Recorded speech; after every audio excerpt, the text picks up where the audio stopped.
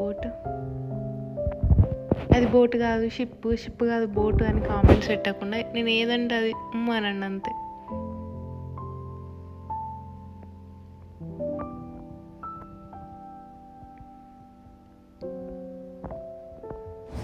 So అక్కడ అట్లా time spend చేసి మంచిగా నడుస్తూ వచ్చేసిన.